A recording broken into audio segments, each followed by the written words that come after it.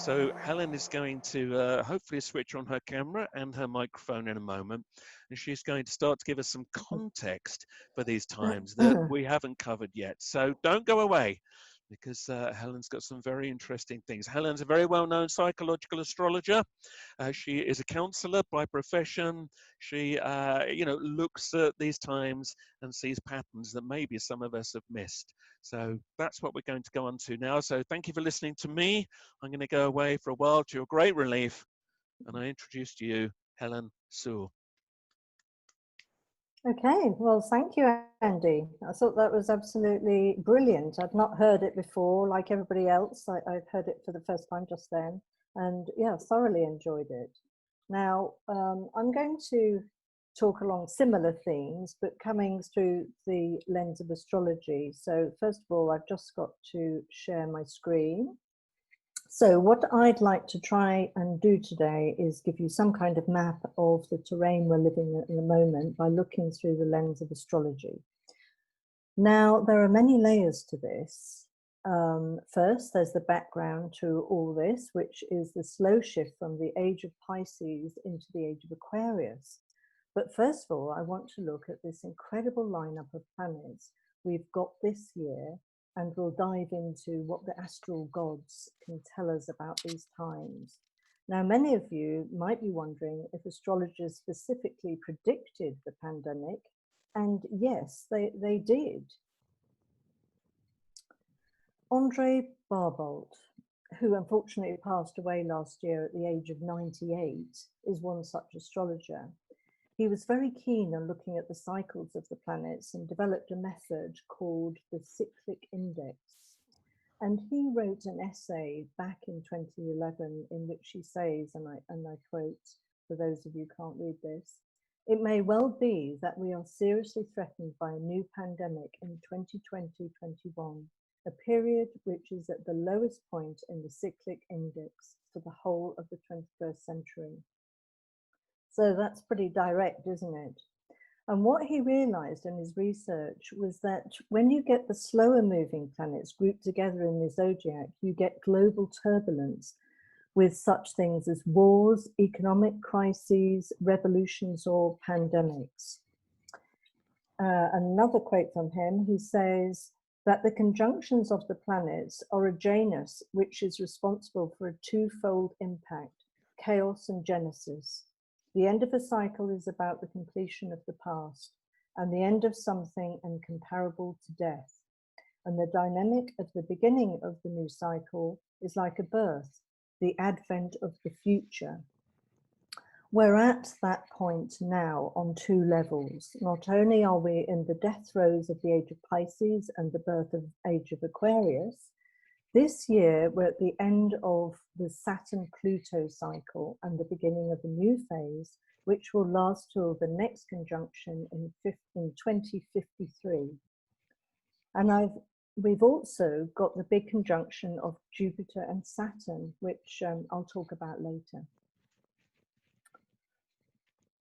So I know that the majority of you won't be familiar with an astrological chart. So to put it briefly, this is a map of the heavens. The darker line that goes horizontally with the arrow on the left-hand side there shows where the Earth's horizon is. And the darker line, which goes from top to bottom with the arrow at the top, it shows where the mid-heaven is. We have the signs of the zodiac around the outside, and the chart is divided up into what's called 12 houses. Any moment in time has a chart like this, whether it's a birth of a person or the birth of a country even, or event, or even the birth of your cat. This gives the astrologer a tremendous amount of information about how the person or event will be. And this is the chart of the event today.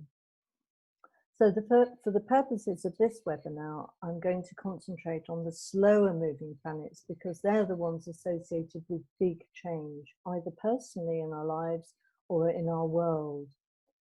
Now, I want to draw your attention to what all astrologers are most excited about this year, and that's these three planets in if you can see the fourth house there.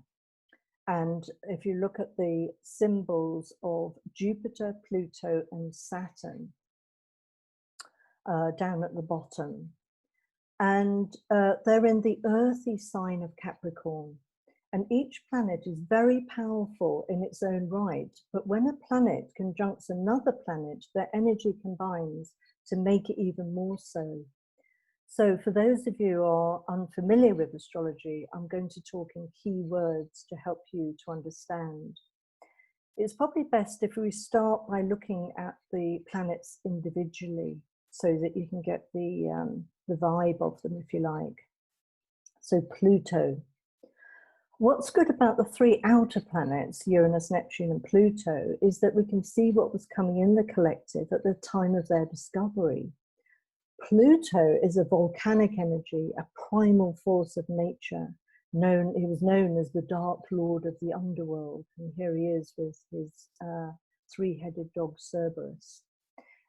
Now, Pluto, the actual planet, was discovered in 1930, which was a time when the world was in huge turmoil, right in the middle of the two world wars. It was like the plutonic energy was coming into the collective like an eruption from the underworld with great evolutionary forces, and represents the violence and the nuclear energies that we got released during those times. So the two main motives that were coming into being in the early 1930s, of course, were the rise of the Third Reich, and more positively, the birth of depth psychology with Freud and Jung, as the underworld is a metaphor for our unconscious. The Third Reich wanted ultimate power and control over the world. They feared the power of the Jews, for instance, so wanted to control and annihilate them. Pluto also carries the elemental mysterious mysteries of life that are both destructive and creative. Things like birth, death, sex. We don't really understand them. The gods of death and rebirth in all cultures, like Kali, are associated with Pluto and the theme of regeneration. So as you can imagine, Pluto is much feared, and when we fear, we want to control, and that's why Pluto is affiliated with power and control. So that's Pluto for you. And yeah, most astrologers were most upset when it was demoted, because, I mean, I regard it as the most powerful planet in the solar system. So now let's look at Saturn. Before the discovery of the three outer planets, Saturn marked the boundary of our solar system. He's like the strict parent of the zodiac, if you like. And words associated with Saturn would be things like limits, boundaries, a feeling of lack, structure, authority, and also fear. It's very much to do with mundane reality and our physical incarnation. It rules the hard structures of the body and also the hard reality of life. The two most joyful words to describe Saturn are duty and responsibility. And yet, when he ruled, it was known as the Golden Age, because he understood that if you wanted a good harvest, for instance, you have to do the hard work, the preparation. And if you go with Saturn, then his reward's always great. Okay, let's now look at Jupiter. Jupiter, as a planet, it's the big gas giant of the solar system and full of hope and optimism. Other words to describe Jupiter are expansion, exaggeration, uncontrollable spread.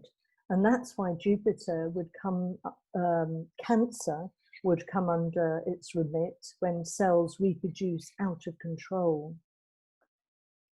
So let's look at these three planets.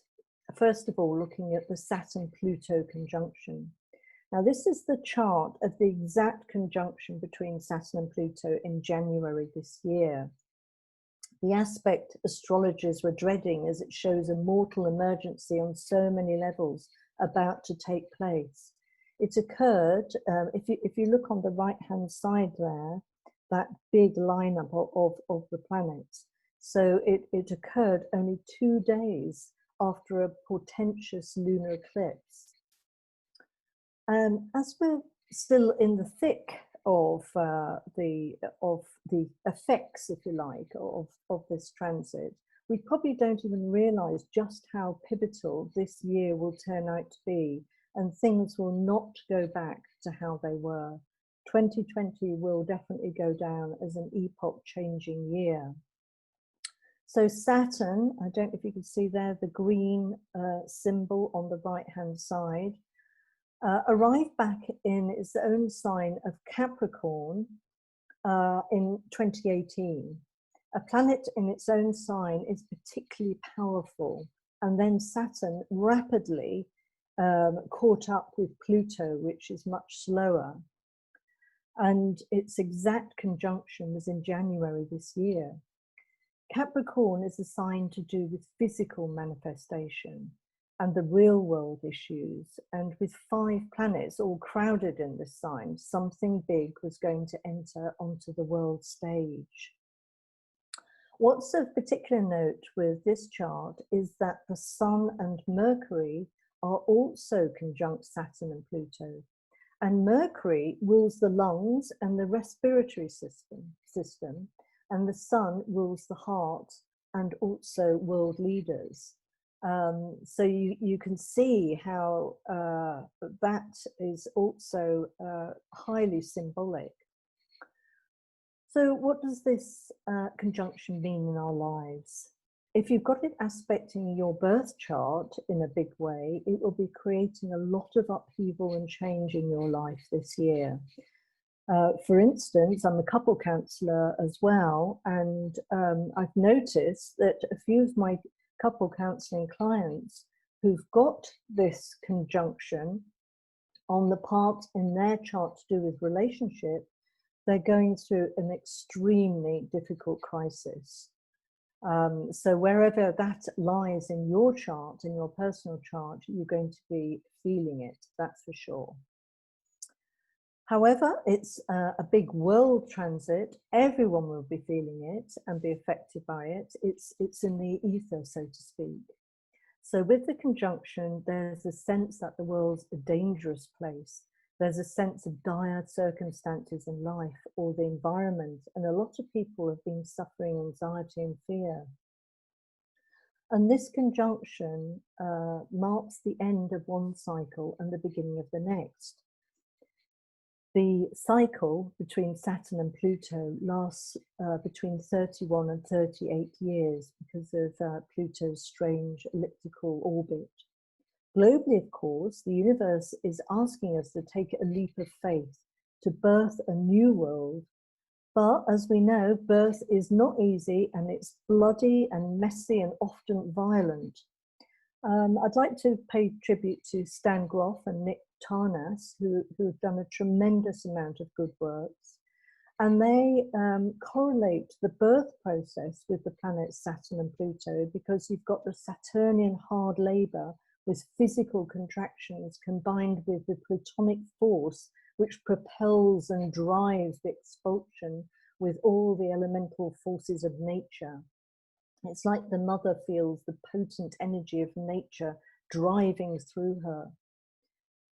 We've all been very much focused on COVID-19, but this is taking place against a much bigger picture, which also includes climate change, whatever you feel is causing it, mass extinctions, which I don't think are talked about enough in our natural world.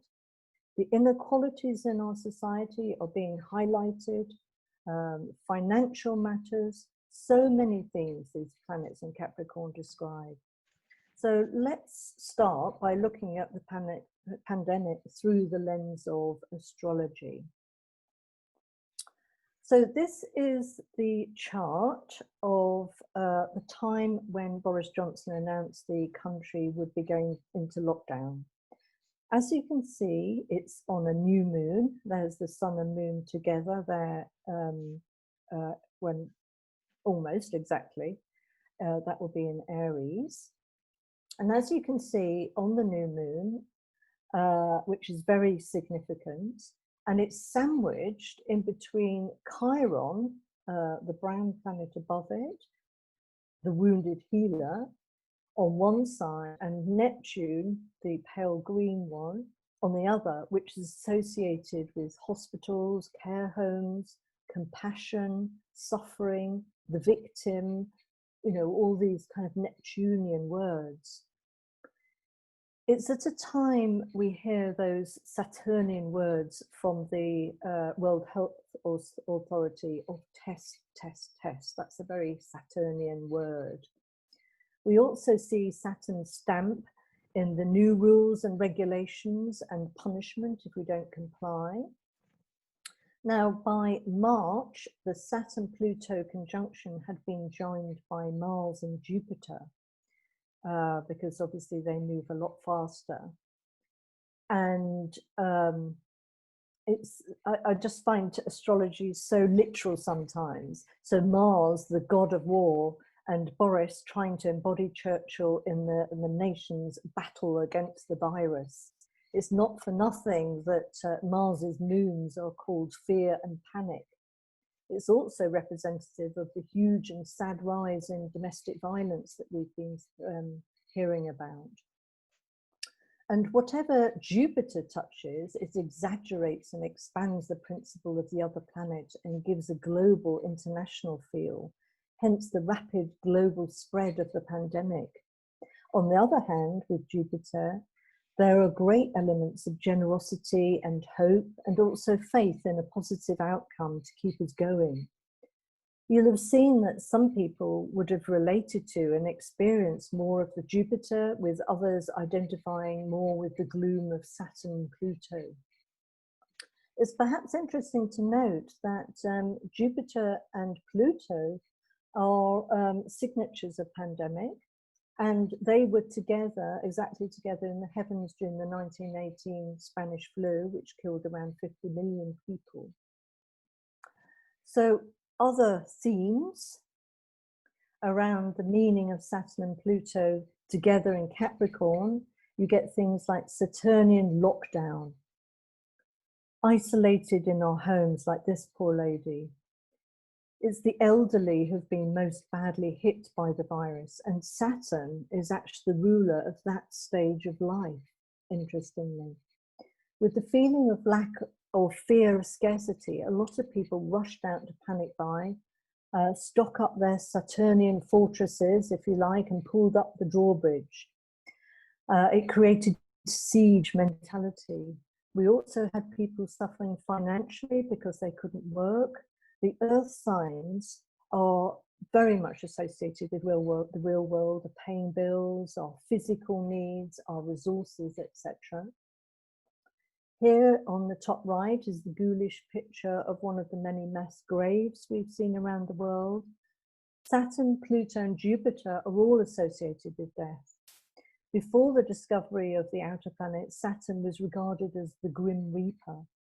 Pluto rules big transformational states such as birth and death, and Jupiter is seen in death charts more frequently than any other planet, which might surprise you.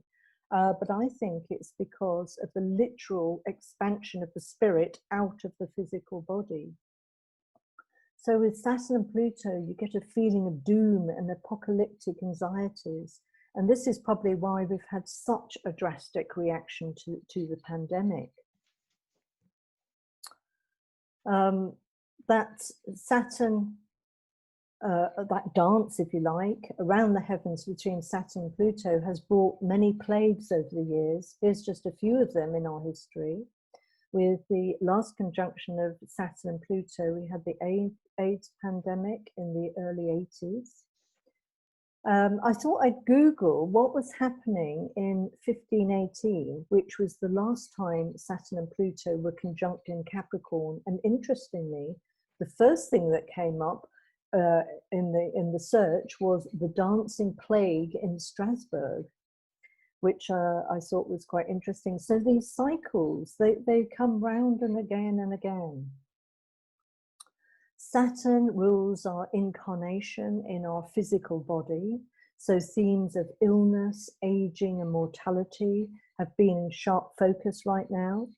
Saturn is to do with our limited earthly existence. It rules the structures of the body, such as the skeleton, which allows us to stand up to life, to stand up straight in what we believe in. There's a feeling that with this transit for extreme security along our Saturnian boundaries and borders, and therefore more restrictive laws, even draconian measures. This happens routinely with Saturn-Pluto aspects. For example, when they were in opposition in the heavens, we had 9/11. There's a feeling in the environment that is predatory, invasive, and creates the need to put up boundaries, regulations, security measures. The Bush and Cheney administration put up all sorts of security measures that have changed everything forever. Just think how easy it was at airports before 9/11. Then it was Osama bin Laden, who was the Pluto figure, the Dark Lord of the underworld, if you like, destroying their Saturnian structures. Buildings come under the remit of Saturn. So with a Saturn-Pluto transit, things are changed fundamentally, and you can never go back to how things were before the transit. And it's exactly the same today. There's a feeling in the collective of being in a very dire situation, of being imprisoned or entrapped, like being forced into the underworld. The film The Road came out when Saturn was square to Pluto in the heavens. Right now, with the conjunction, millions of people are feeling claustrophobically incarcerated in their homes. Saturn rules hardship, but also the ability to endure difficulties and bear suffering. Saturn and Pluto, in fact, are the two most planets that can bear the most hardship and suffering. When Saturn and Pluto came together, they bring times of confronting mortality on a large scale. For instance, 9/11, the Iraq and Afghanistan wars, both World War I and World War II began under Saturn-Pluto aspects. We just have to hope we've got the sense not to go down that route this time. So when we look at this chart, we also see the evidence of the two other outer planets that take part in this astral drama, if you like. So this, we've got Neptune, the pale green planet on the, say, 4 o'clock. And we've got Uranus at, say, you know, it's just right on the blue planet on the right-hand side. So with Neptune, it's powerfully placed in its own sign of Pisces. This represents the softer side of the hard-edged drama that we've been living through. And themes to do with Neptune is representative of the incredible selfless, caring response we've seen around the world. When the NHS called the volunteers, 750,000 people signed up to help out on the wards and also to help vulnerable people with food and supplies. My own daughter, who's training to be a doctor, volunteered, and her partner was working in the ICU wards at the time. I personally absolutely believe that the virus is true because both my daughter and her partner got it, and you wouldn't want to get it, I can tell you. They've recovered now, though. 20,000 retired doctors returned to work despite knowing their age group was at high risk. Neptune also rules art and music, and we've witnessed singing from the balconies and people sharing their artistic skills online. We've had people setting up WhatsApp groups in their local communities to help the vulnerable. Think of Tom Moore, who raised 15 million for charity. And of course, we had the Clap for Carers every Thursday evening. This is, you know, a real positive side of this transit we're living through. we've also witnessed that side of Neptune, which is the escapist, addictive tendencies, which people binge watching on Netflix. Alcohol sales have gone up, and there's also been a feeling of unreality about the whole thing. I mean, Neptune rules the ether, the non-material. Very confusing. And Neptune rules viruses because you can't see it and it has no boundaries. It feels mysterious, elusive, and creates confusion. And just think of all the confusion there has been around this virus and the numbers that have been produced. Uranus is in the sign of Taurus, and Uranus brings revolutionary change to the meaning of the sign it's going through, usually in a very sudden and dramatic way. It sort of comes out of left field. And Taurus rules what we value and our personal resources, the Earth's resources, and also money and finances. So hence the big changes there. So let's look at some of the themes to do with Uranus in Taurus. So many of us have been reevaluating our lives in terms of what's really important to us and our true value system. Uranus rules new technology, and it's certainly being valued at the moment as we connect with family and friends, and it's playing its part here today, of course. It's also brought sudden change to people's financial situations, and like Andy said, we're in the middle of another financial crash. I also wouldn't be surprised if it hasn't kick-started a cashless society. That's the thing with Uranus, is that things that we might have thought take a long time, it comes in very suddenly and quite shockingly. Most positively, it could bring original and innovative ideas to problems to do with the Earth and our resources. So many of us have appreciated our clear skies and made, as Andy said, that reconnection with nature again. So let's look at a few charts of countries and how they've been affected astrologically.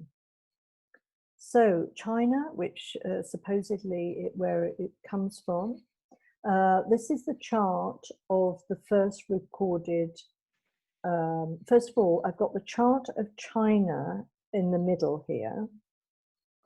And then on the outside, because the chart is a moment in time, so that's fixed. And around the outside, of course, all the planets are moving round. And so this is how they aspect the natal chart. I know many of you may not even believe in the virus, but I'm not sure. I'm not here to dispute the timeline. I just want to point out what's shown in the heavens, if you like, and which tends to be represented by what comes up in the collective through the media. It's as above, so below. What's of note in this chart is Uranus, which is down at the bottom of the chart, is making what's called a square aspect, a 90-degree aspect to China's ascendant, a very important chart, aspect in a chart. As I just described about Uranus, it brings shocking and unforeseen events to occur. It's traveling through what's called their third house, which rules the lungs. And interesting, of course, that this is a virus that affects the lungs. And the 12th house, if you look at the number 12, and you can see Saturn and Pluto, and it's aspecting their natal Jupiter.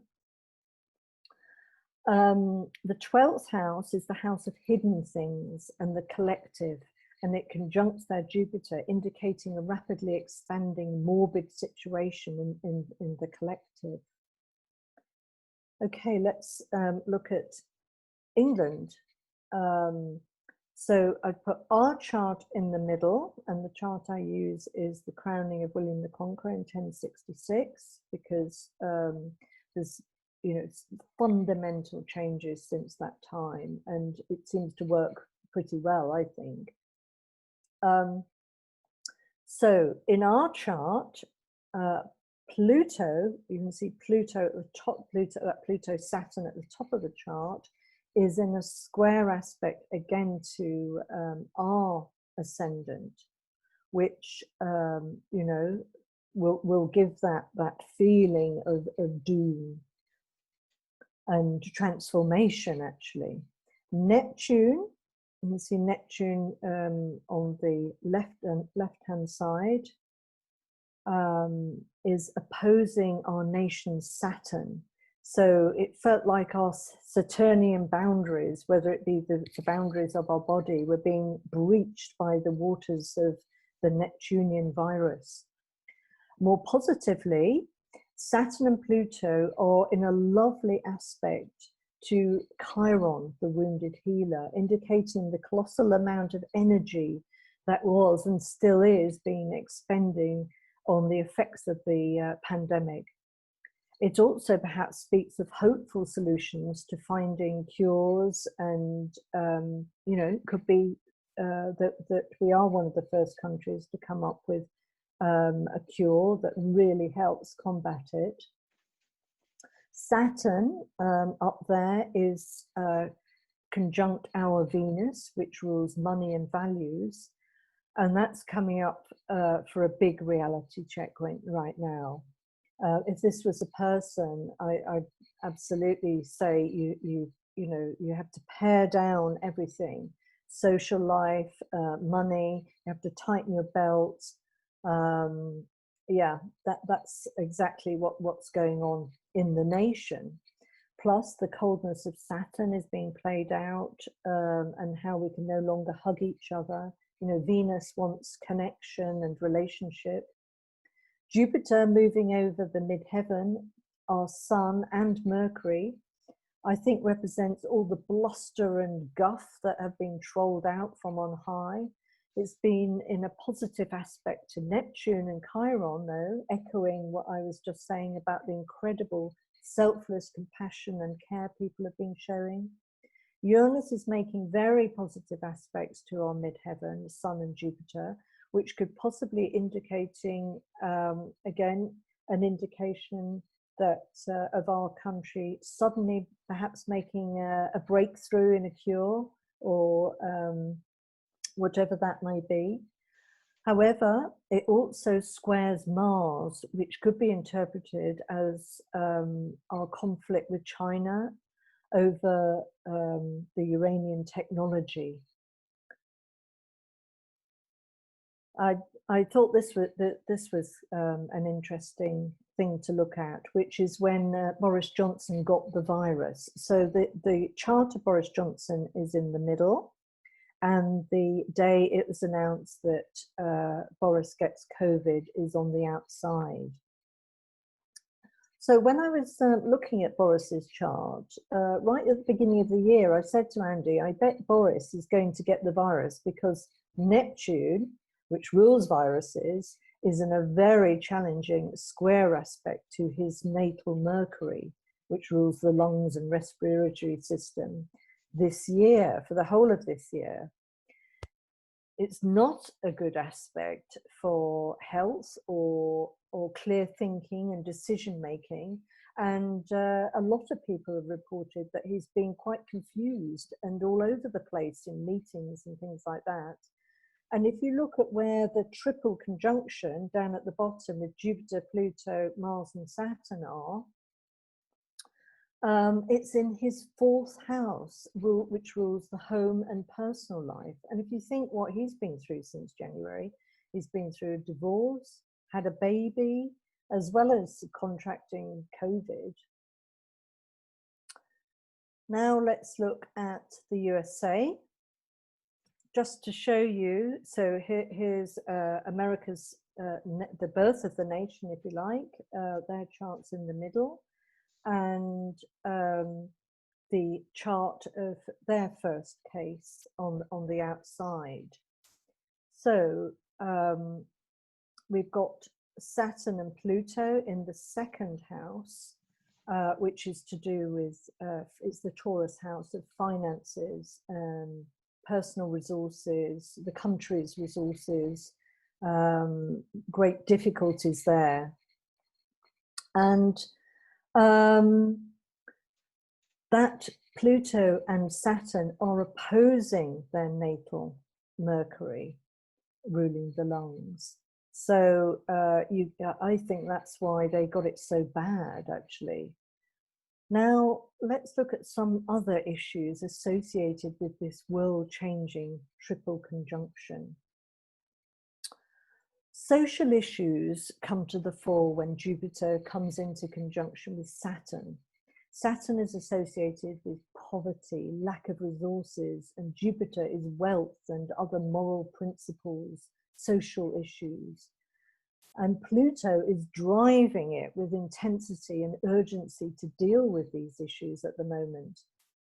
It's just immoral that some people, even in wealthy countries, are living in abject poverty and others in obscene wealth.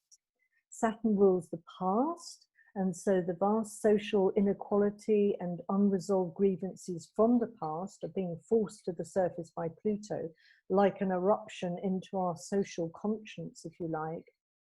That's why it's now that statues are being toppled.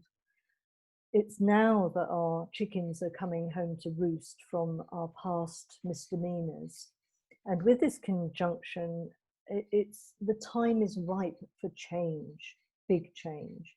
Past injustices to do with race are in the headlines, sparked by the murder of George Floyd. Murders of Black people have gone on throughout history, especially so when Saturn opposed Pluto in the mid-60s, and also when we had all the race riots here in the early 80s, when we had the conjunction again. But this time it's caught everyone's imagination and has reignited the BLM movement that has spread literally around the world this time. Similarly, it's the picture on the top left. The time is ripe for the injustice of the 1943 Bangladesh famine, which killed 3 million people, is in the headlines at the moment. When combined with Pluto, there's a quality of crisis and high drama on the political scene as well. And so Saturn is heavy and rules lead and words like the grave. But it's also more positively the moral gravitas and wisdom that comes from age and experience. To be an authority figure, we have to have gained experience. I'm just not sure our leaders have that gravitas and wisdom at the moment. Saturn and Pluto together in Capricorn are extremely demanding of us to make big life changes. As a result, they're what shapes our personal lives and history. Pluto, if you like, is making transformational changes to our Saturnian structures, whether that is done with consciousness or not.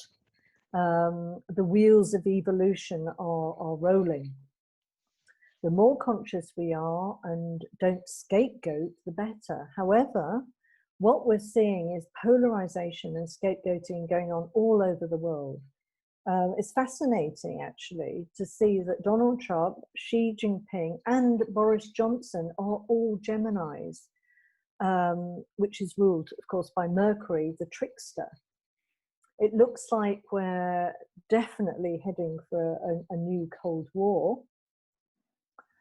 And just a warning, there's a tendency under these alignments that we've got, not only from our leaders, but also all of us, to project the shadow and evil onto others.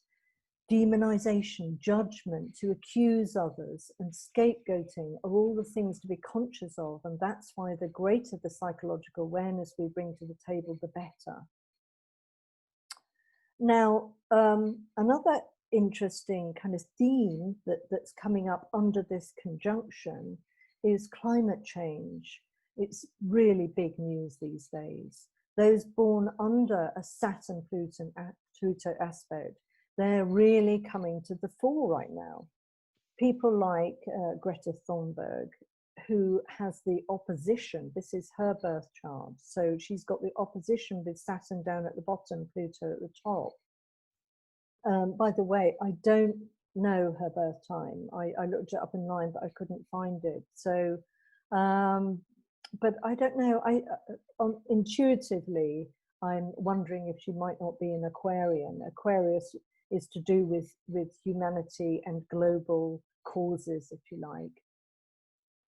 So whatever you think of her, I just am curious that it's people like her that are bursting onto the world stage, and also people like Rachel Carson. She was born with the square aspect, another dynamic aspect between Pluto down the bottom there and Saturn on the ascendant.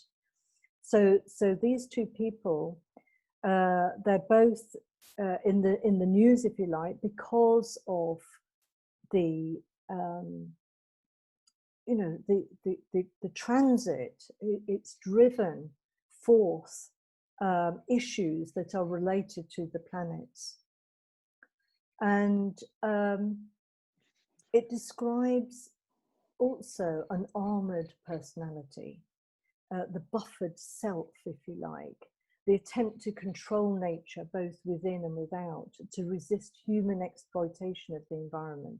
No matter what you think about Greta Thunberg, she is a person who is compelled to act. The reality principle gets driven into our lives with Pluto intensity and impulse. People born with Saturn Pluto strongly in their charts, and I know that Andy has, he's got the opposition, is also one of them. They often have the feeling of the weight of history on their shoulders. People like Greta, you can see the seriousness on her face, like she's compelled to speak truth to power. They have an incredible capacity for sustained effort and determination, intense focus and discipline to direct their will and mobilize personal resources on behalf of a purpose greater than themselves. So those are the, just a little example of the amount of people who have got Saturn Pluto strongly in their chart really coming to the fore right now. Saturn, more Saturn words: loss, deficit, lack, depression, suppression, are combining with Pluto driving it and Jupiter exaggerating it. During these times, we get major recessions or depressions, personal and financial, economic losses, and the need to erect structural reforms to try and control the wildly irresponsible financial actors in this drama. Saturn regulates the free market. Capricorn rules institutions such as banking, and with Pluto and Saturn going through it, we're well overdue for transformation in this field. The bankers and their greed have been irresponsible and havoc-producing, narcissistic even. Positively, Saturn-Pluto can ameliorate injustices with severe economic hardship. During the economic crash of 2007 to 2011, we had what's called a T-square involving Saturn, Uranus, and Pluto. So it was, had that Uranus shocking event and the gravitas of Saturn and Pluto. It was the same in the Great Depression of 1929. We need to go through the big economic, structural, ecological changes so clearly needed. If humanity doesn't respond adequately when the cycle comes round again, and with consciousness, then we can expect some pretty grave outcomes. As a species, we're going through an initiatory rite of passage right now to end this kind of a crooked system that we've got. Right, what's fascinating in America's chart is a big event coming up. it's what's called the Pluto return.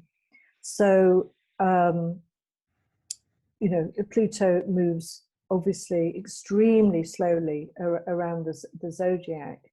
For instance, when England had its Pluto return in 1801, that's when we had the unification of the United Kingdom. However, with Pluto, so their natal Pluto is in the second house of, can I just say, Andy, I can hear you, which is to do with economics, their economy. And with Pluto coming round and returning to its position in the chart, this is big. This is really big for America. And yeah, I think there'll be all sorts of having to reevaluate their economy, their values, because the second house is to do with values. And Pluto, the planet of death, transformation, and rebirth. So it could be taken as an amazing opportunity. And at the same time, they've got what's called their Neptune opposition. If you look at Neptune down the bottom of the chart, it's opposing their natal Neptune.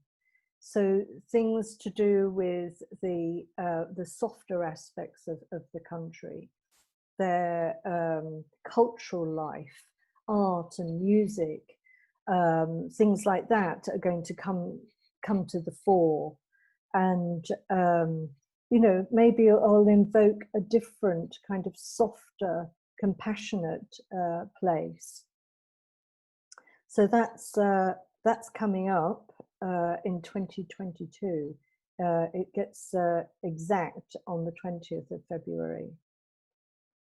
So it'll be a really big maturing time for this young country. Now, new moons and full moons often spark things that or trigger the more major transits in what's happening, going on. So I was looking at the full moons and new moons coming up, going into the autumn, and they amplify the major transit, if you like. I know that they're very small on your screen, but what I want to point out is how Mars, the god of war, is it's come up because it moves quite quickly. So it's gone from the conjunction to the square aspect, and is going to create a lot of tension this autumn, especially October. And we could well see big flashpoints around these dates. So yeah, mark them in the diary, and it'll be interesting to see what happens.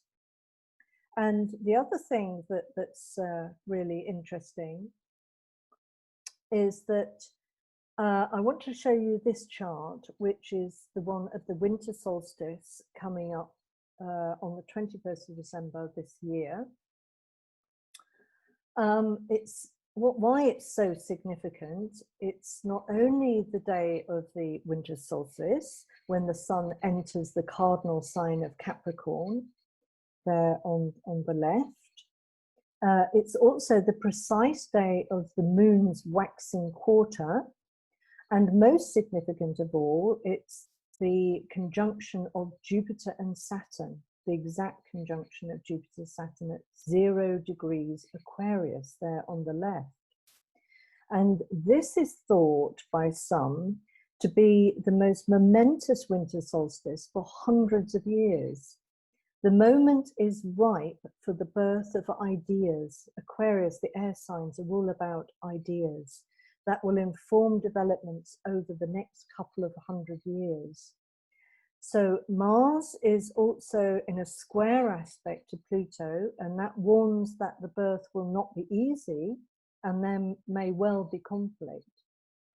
Some see the chart as the birth of the age of Aquarius, and they relate it back to the Jupiter-Saturn conjunction in Pisces in 7 BC, which was known as the Star of Bethlehem, marking the beginning of the age of Pisces. So that's you know, quite interesting. An age is over 2,000 years, and you get sort of 100 years or so overlap between the two ages. But yeah, things are shifting dramatically at the moment.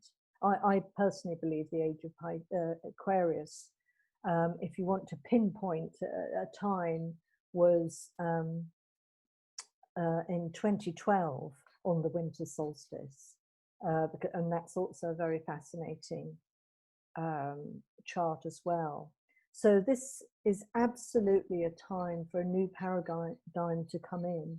Many people are looking at this conjunction of Jupiter and Saturn in area Aquarius as a sign of a huge new beginning built on Aquarian ideals. Uranus rules Aquarius, and the old ruler was Saturn, and he gives a more idealized vision of the future.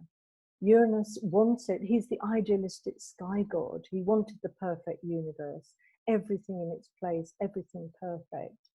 And all the, I've given talks just on the age of Aquarius, which I'm sure you could view somewhere else.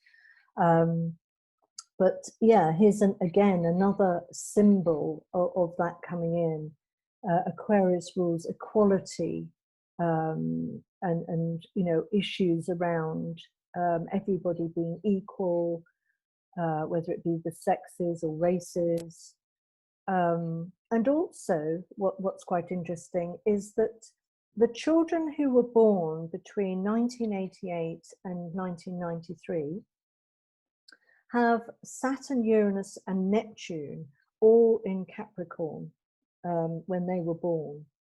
So they're having this Saturn-Pluto conjunction going over all their natal planets, those natal planets in their charts. It's a time of maturing for them, and it'll be interesting to see what kind of world they can create as they come into positions of authority over the next 30 years. When Uranus, when it's moving around the chart, comes into a square aspect with Saturn, which starts at the end of next year, we'll begin to see the old Saturnian structures being broken apart, a bit like the image of the tower in the tarot. So let's be at least hopeful about the future. The drama is probably going to get more intense.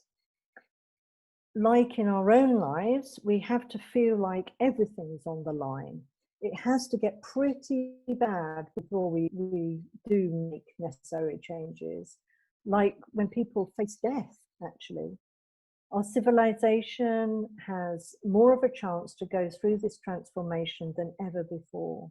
Those of us who've been on the path of consciousness, who contemplate deeper meanings such as the purpose of the cosmos and our evolution as a species, now need to step up. This heavy, heavy transit is not a time of expansion and growth and wastefulness. It's a massive wake-up call, actually, for all our past excesses. It's a time for us to reevaluate our future and how we treat this precious planet and its inhabitants. This transit gives us the capacity for great thrift, conservation of resources, and also the opportunity for the reorganization of institutions from the ground up. Even on a personal level, what you put into place, if you do the hard work necessary right now in your life, you can set up structures that will last for the rest of your life. So please do take this opportunity. Every one of us is helping to co-create this universe. And I'm afraid the old Saturnian adage of no pain, no gain is the catchphrase of these times. And remember, always remember, love is the greatest force in the universe. So please do spread it widely. So thank you for listening to my astrological take on these times. I do personal readings, of course, so do get in touch if you would like one over, if you don't live locally in East Sussex, then on Zoom or Skype, I can do them. But thank you very much. And I'm sure now we're going to return back to the others.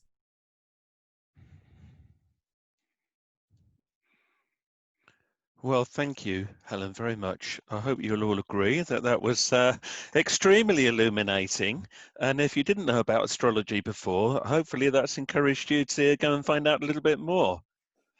So thank you so much. Now, we've got some time for Q&A. Now, Jason, do you want to explain how the Q&A box works again for anybody that missed earlier on? Yeah, sure. So you'll see, hopefully, on your app or on your desktop that there is a little additional tab that you might not be familiar with in Zoom that says Q&A. And if you click on that, you should be able to type in a question for us, and we can see it and then answer that way. It's just a little bit cleaner than having to unmute and mute people, which can get a bit messy. So please do fire any questions that you have for Helen or Andy at us, and we will do our best to answer them. I mean, it can be a sharing as well. It doesn't have to be a question. If anybody wants to just open up a topic. We got a Terry here saying hi, hello. Nice to see you. Do you have a question for us, Terry? Because we've got to make time for typing on here, because obviously some people, if they're typing on a phone, it's going to be slightly slower. Well, while we're waiting, I did notice in the chat box somebody mentioning about the idea of second waves. But of course, if you don't believe there's been a first wave of the pandemic, then you won't necessarily believe there's going to be a second. Well, you know, I think I'm talking in terms of what the collective sees, as I think Helen is too. You know, what is there in the collective is what people are talking about. Now, we may or may not personally believe in the pandemic. We may or may not personally believe in whatever, climate change, whatever. But if the collective does, then these things are meaningful in the collective. And of course, if we are told there is a second wave, then of course, everyone's going to have to some degrees act on that, even if it turns out not to be true. So this is always the difficulty, and you know, I sense that very often when people say, yeah, but it's not real, is it? But if most people believe it's real, you know, of course, that's the issue. Now, we, as people used to questioning things, we can say to the end of time, that's not true, but that's not going to make that become the prevailing view. And we always do have to, you know, understand that basically, you know, we are at the mercy of what is out there in the collective. And I'm sure that's true, Helen, as well. And like Helen, I noticed like when you mentioned 9/11, now I know that you know there are many issues about 9/11, that, you know, you mentioned bin Laden. Now, of course, many people would say, but bin Laden didn't do 9/11. But I presume you're talking about what's in the collective. Do you want to say any more about that? Well, there's always scapegoating, like I said, with Saturn and Pluto. And so it was like America was doing the Saturn bit, and then they were perceiving, this is all about perception in the collective. So that, if you like, the majority of people, Pluto attacking them in the form of Osama bin Laden. Yeah, I'm talking on a psychological level here, not, if you like, a conspiratorial level. That's right. Now, okay, we do have a question here. Thank you, Helen. Can you read that there? I'll read it out for anybody that's eyesight's not good. So Colin says, Andy, do you think there could be some truth to the claim that the virus was released by the deep state to stop Trump from winning the next election? And Helen, I think we'll do you. He says, Helen, do Geminis make the best liars? Let's start with that one. If there's any Geminis out there, we apologize, by the way. Well, go on. What do you reckon? Geminis, it's because they're ruled by Mercury, and isn't it fascinating the way that Mercury is an air sign, so it's to do with communication, and boy, can Donald Trump tweet.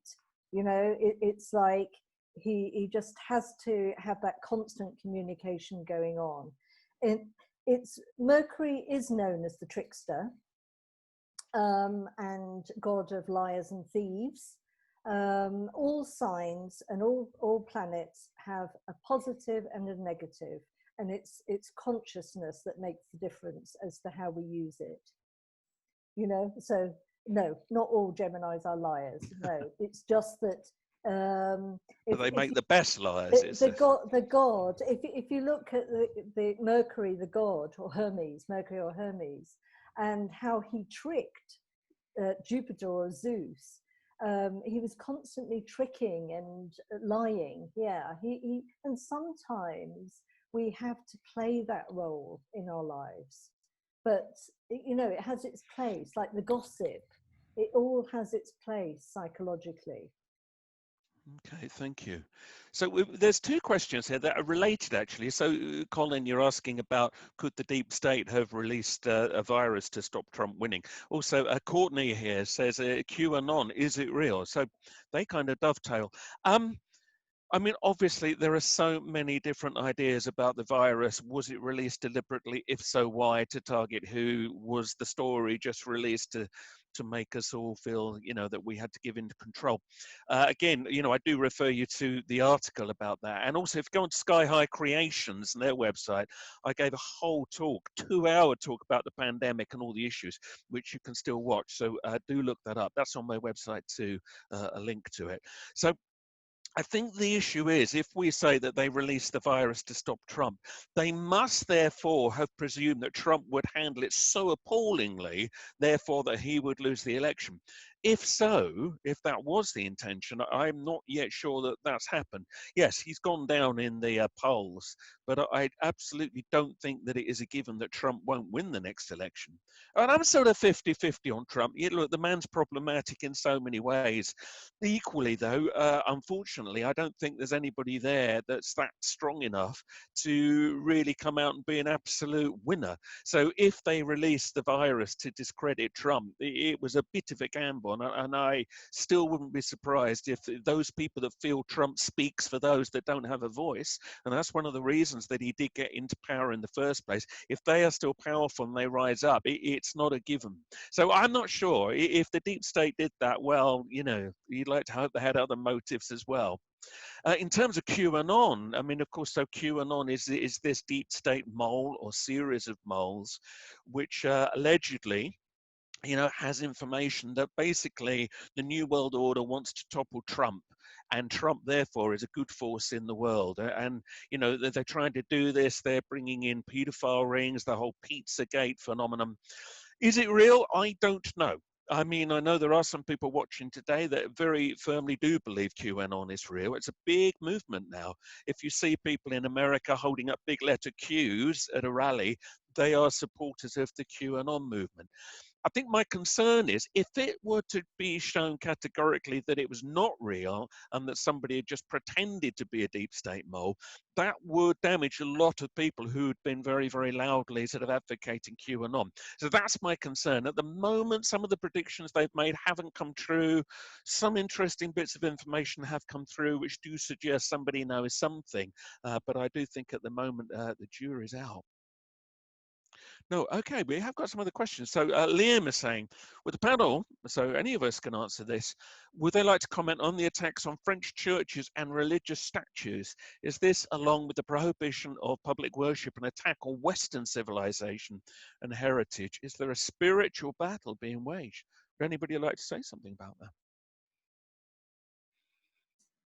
I can mouth off, but if anybody's got anything interesting to say, please say. Oh, and I would just say, I know there have been some things about Notre Dame Cathedral, of course, burned. We believe that was an accident, but recently there was the other ancient cathedral that also burnt, and that does seem to have been an arson attack. So something interesting does seem to be going on in France. Yeah, I mean, there's been a long conspiracy theory that ultimately that we're all going to be pushed into one big world religion that would be governed by a one world government, and that what they're trying to do with all this divide and rule, setting kind of one religion off against another, is to gradually push them all together. It might seem strange because, of course, polarization is what you would think you would get, but ultimately by kind of creating disarray, ultimately somebody then steps in and then controls, you know, religions. There is one state religion. So that is an old theory.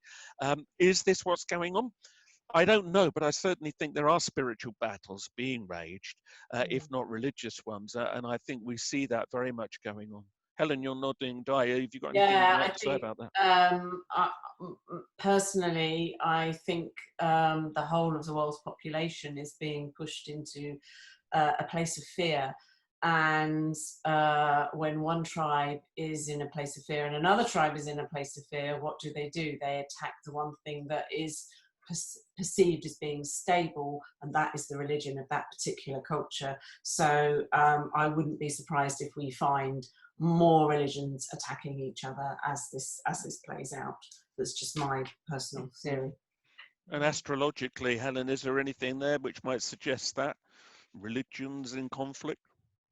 Well, in terms of like your you know, people's belief systems, I think there are kind of evil forces or in other realms that we're battling with at the moment as well, and that's why, you know, the more we can push ourselves into a lighter consciousness, the better to combat this.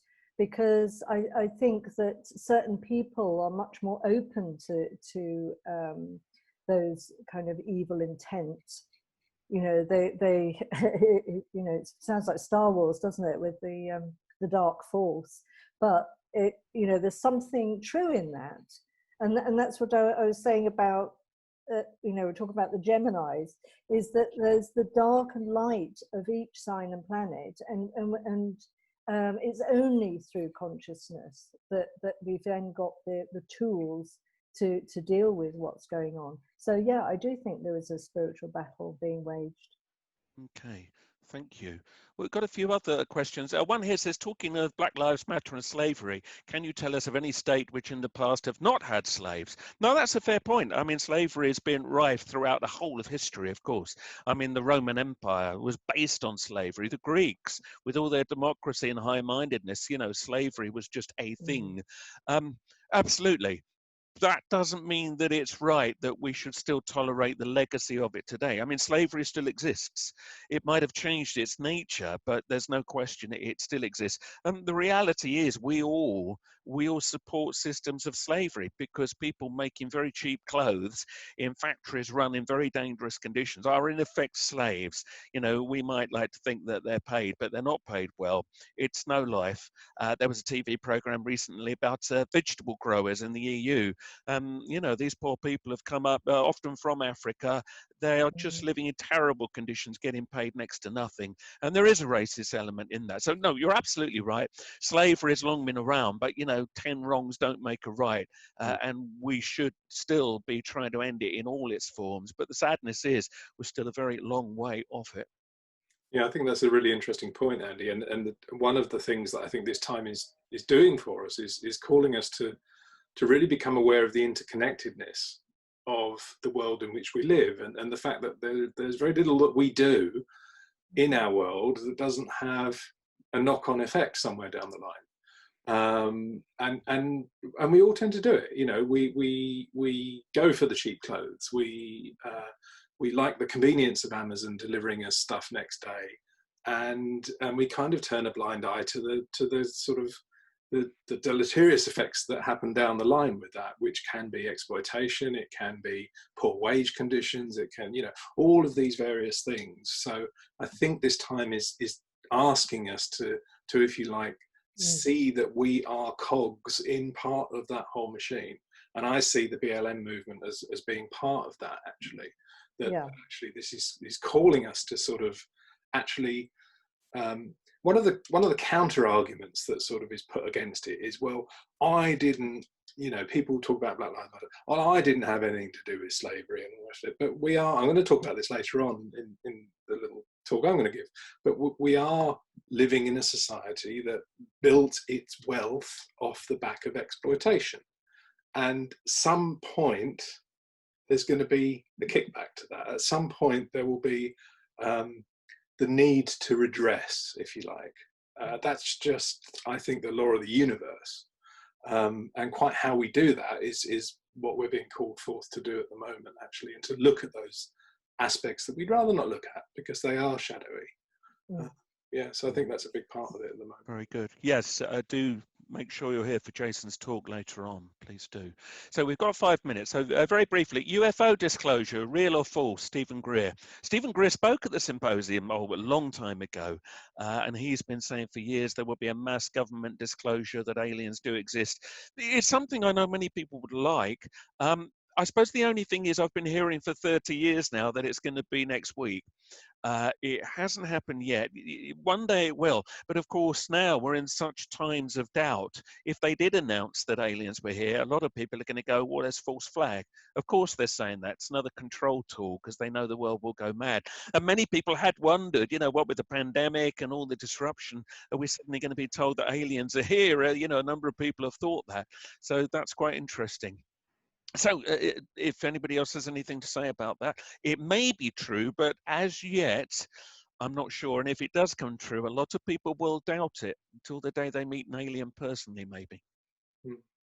Yeah, I do think there's an interesting aspect of our psyche that kind of is always looking for some kind of external force to come and pull us out of the mire. It sort of reminds me somewhat of the whole sort of ascension movement in the 90s, which, you know, I was involved with, and, you know, a lot of belief at the time was that, you know, the ships would arrive and we'd all be living in utopia, or somehow taken away into a utopia. And you know, the older I've got, the more I realise that actually it takes hard work, and it's not necessarily going to be a journey that's necessarily pleasant for us to go through. But then no birth ever is, in many respects, is it? You know, so. No, you don't get the spiritual free lunch. No, and the question of disclosure versus, you know, I can quite happily, I think for me personally, it's very, very odd to believe that there aren't other intelligent forces in the universe, just given the sheer size of it. And there could be intelligences which we can't even comprehend, that, you know, that they're kind of operating on different frequencies or take a completely different form to us, you know. Boris Johnson. That's true. But this, you know, one needs to separate that out from the notion of disclosure, because disclosure has been this carrot that's been dangled for many, many years. It's just around the corner. Rather in the same way with some of the QAnon stuff to do with, you know, the roundup's going to happen and that the people are going to be arrested. And, you know, some people believe that is going on at the moment, which is why we haven't seen the Queen or anything like that. But these things are very difficult to sort of prove one way or another, and I think that people will take from that what they, in a way, what they want to take from it. That it gives them sort of succor to think that, you know, just around the corner we're going to have aliens landing on the White House, and you know, it brings me back to my sort of youth when I used to avidly read comics, and there was a sort of comic strip where it revealed at the end that on the dark side of the moon there was a huge no entry sign for aliens, you know, saying avoid this place at all costs because you don't want to be where these people are. Would they really want to disclose? Who knows? Yes. Okay, very briefly. So, any thoughts on the new ice age? The more the minimum, that's a time of very low sunspots, we think caused what we call the little ice age for many centuries, when our winters in the northern hemisphere were very cold. Certainly what I've seen does make me think that, you know, if the sunspot cycle doesn't get going hugely in the next cycle, we're just about to enter the next cycle. It's been very quiet. Yeah, we could well see global cooling. Many scientists, people like Peter Taylor and others have been saying this for years. So I know we're all talking about global warming, but yes, if the sun were to go very, very quiet, we could well find ourselves with global cooling. I think Peter Taylor's talk that he did at the symposium a few years ago really resonated with me. And one of the things he said, I did buy his book, and one of the things he said in it was that before you get a mini ice age, there is a warming. And I think as a population of this planet, we are looking at the smaller picture rather than the bigger picture. And he was looking at the data from millions of years, basically, and the fact that it moves very, very slowly. So what's happening to us in our lifetime is a nanosecond in the planet's evolution. So I wouldn't be surprised if probably at the end of my lifetime, I've probably got a good 40 years left in me yet, if I'm lucky, we start to see a cooling of the planet. But it's not going to happen overnight. I don't think that we are helping. I see our planet as a living entity, and when we become too pesky, she does things like pandemics and ice ages, and that's just my belief. But I do think it is very interesting, and I'm not hugely panicked about global warming. I think we overestimate our ability to actually cause damage to this really large living organism, which is what planet Earth is. Perhaps we'd better invite Greta to come and give a talk for us. I think that would be very good. All right, very briefly, really, really briefly. So somebody is here again saying we were all being told about global cooling. Paul France, thank you, in the 70s. That's right. And then it changed to global warming. But yes, it could be cooling. Marcus saying Carrington event. We're running out of time, sadly. This question's been here a while. What are your views on the wearing of masks? I think we're going to have to end on this briefly. Well, there's one from Carey here, but what are your views on the wearing of masks? Right, briefly, everybody. Good, bad, ugly. I won't be wearing one. Even if they throw you out of the shop? Yes. Okay. I think it's personal choice. Yeah. Simple as that. What's your personal choice? My personal choice is that I went into a shop yesterday in our town in Glastonbury, and I wore a mask. It's our local health store. I wore a mask when I was in there. I came out, took it off. They've been brilliant throughout the coronavirus. And I think the thing that worries me is that, a lot of people who don't deserve any flack may get flack from those people who kind of, see it as a means of control. So, it's like, don't shoot the messenger. Would be a really good way of kind of ourselves, I think, in that situation. And Helen? Yeah. Briefly? Masks, good or bad? I haven't worn a mask thus far, but if they won't let me in the shop without one, then I'll put one on. Yeah. Well, you've seen my solution with the website on it. So if you're going to wear one, customize. Or Jason, you can just grow your beard ever bigger, and then you won't need one. So all right, we've got to stop it. Look, Carey's had a question for a while. What's her thinking on the corona crop circle? Now, I showed that this morning. Who knows? Is it man-made or not? Unless you're there, I've no idea. But it spoke for the times. And that's what I feel about it. It invoked questions. It woke people up to think maybe there's a bigger thing going on. So to me, if that's all it did, very, very good. I'm very happy with that. And Paul says, only worn masks for the barbers this week, not even at Sainsbury's, overnight online shoppers using on night shift. Yeah, it's going to be very interesting to see whether there is mass disobedience or not. And we'll see where it goes.